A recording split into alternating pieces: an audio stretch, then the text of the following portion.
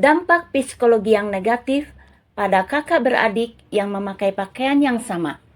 Di sini saya akan mengangkat kasusnya, sedangkan untuk penjelasannya telah ada di video sebelumnya, yaitu video yang ini. Untuk lebih jelasnya, Anda bisa menontonnya. Mari kita dengarkan bagaimana ungkapan perasaan mereka. Dari sejak kecil, ibuku selalu mengenakan pakaian yang sama kepadaku dan adikku. Adikku selalu mengikuti aku kemanapun aku bermain. Namun ada kalanya aku ingin sendiri dan aku melarang adikku untuk mengikuti aku. Tapi kemudian ia mengadukan aku kepada ibuku.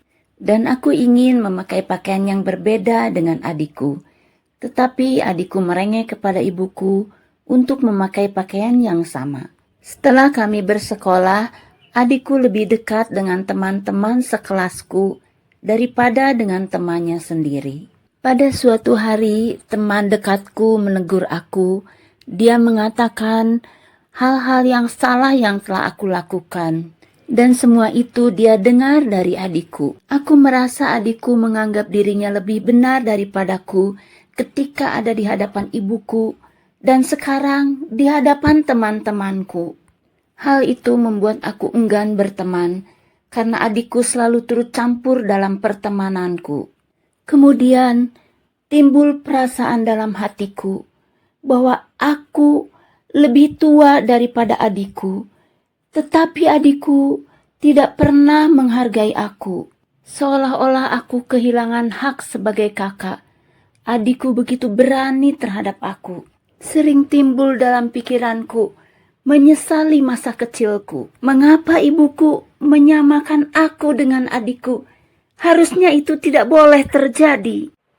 Perasaan kakak yang terungkap dalam cerita ini adalah perasaan yang terpendam selamanya. Perasaan yang tidak pernah terungkap kepada orang lain. Orang tua pun tidak mengetahuinya. Oleh karena itu, orang tua menganggap kakak dalam keadaan baik-baik saja. Namun, tidak demikian. Yang pertama, perasaan tidak dihargai.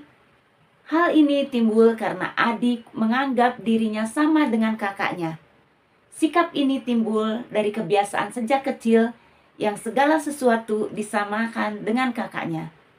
Sehingga adik tidak bisa bersikap hormat terhadap kakak. Dan sikap tersebut tentunya akan melukai hati kakak.